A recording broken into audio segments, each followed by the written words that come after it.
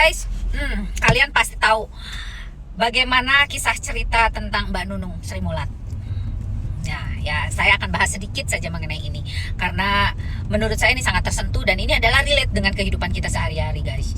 Jadi dia seorang artis besar, siapa yang nggak tahu beliau ya? Dia itu memang multi talenta lah gitu dan banyak sekali jobnya dari mulai dia muda sampai sekarang itu pekerjaannya ada aja gitu loh.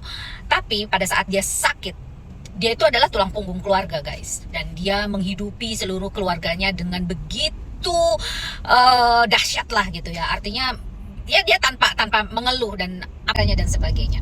Apa yang kita petik dalam kehidupan ini? Apa yang kita petik dari kisahnya Mbak Nunung ini? Pertama, kita sebagai manusia biasa tidak usah terlalu berpikir banyak untuk orang lain.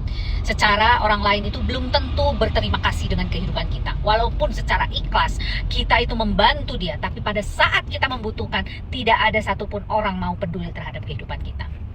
Ingat guys, kita sebagai manusia layaknya membantu dan memberikan perhatian kepada orang lain. Saya sangat setuju. Namun jangan berikan seluruh hidup kita untuk orang lain, sekalipun itu saudara sendiri. Ya. Kedua, pada saat kita berjaya, kita banyak uang dan sebagainya, lebih baik investasikan itu dengan baik dan jangan sampai kehidupan itu menggerogoti apa yang menjadi perilaku kita, guys. Paham nggak maksudnya? Jadi kan Mbak Nunung pernah tersandung mengenai kasus narkoba dan sebagainya. Ditambah lagi dengan ujian-ujian lainnya, COVID lah dan sebagainya pada saat itu. Kalau yang saya simak dari ceritanya ya. Nah dari situ perilaku yang kita lakukan itu adalah sebuah cobaan dari Tuhan, guys. Karena cobaan itu bukan melulu dari masalah, tapi dengan kehidupan yang banyak uang pun itu adalah cobaan hidup, guys. Ya, jadi uang banyak pun kalau kita tidak mengelola dengan hati, pikiran dan perilaku kita dengan baik, maka dengan secara tidak langsung maupun langsung kehidupan itu akan berbalik 180 derajat menggerogoti diri kita sendiri. Itu yang namanya kehidupan secara psikologis itu seperti itu, guys. Ucapan adalah doa. Kita merasa dijadikan raja dan ratu oleh uang kita sendiri. Karena menurut beliau uang yang ngejar kita, bukan kita yang ngejar uang. Wah, itu adalah sebuah cobaan yang keren sih kalau menurut aku ya. Kalau kita bisa tawadu ya, artinya kita juga bisa merilis dengan kehidupan kita dengan baik, dengan kita mengapresiasikannya dengan baik, jangan sampai kita salah langkah, salah jalan, maka hal tersebut mungkin Tuhan tidak murka dalam tanda kutip. Saya bukan ustazah atau apapun itu, tapi saya berbicara mengenai tentang psikologis manusia ya guys.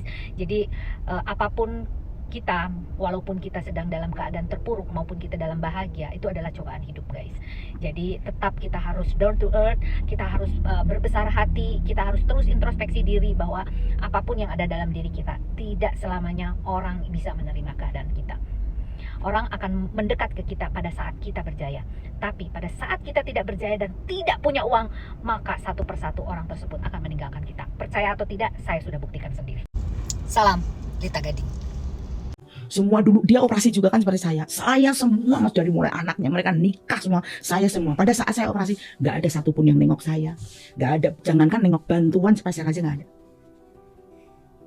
Itu orang yang pernah saya pikirkan nomor satu. Ibunya, anak-anaknya sukses semua anak-anaknya. Begitu Mbak Nunung butuh bantuan hilang. Saya pinjam aja kemarin ditagih. Cuman buat beli obat. Berapa? 15 juta.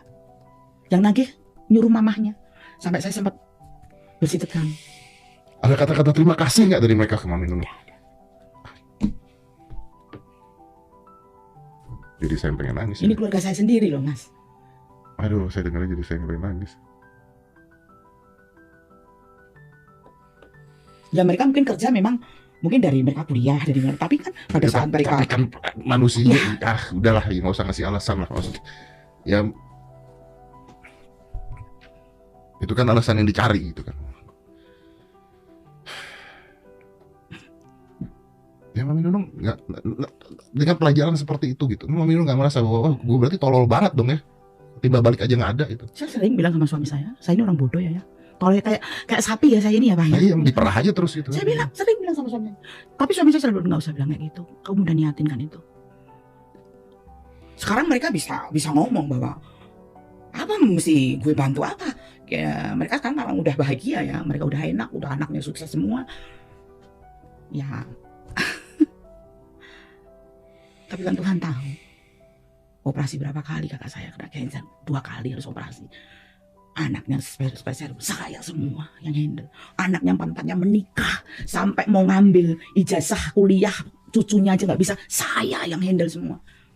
Gak ada kata terima kasih ke saya. Satu pun gak ada yang bilang terima kasih ke saya. Sekarang udah pada sukses. Jadi gimana?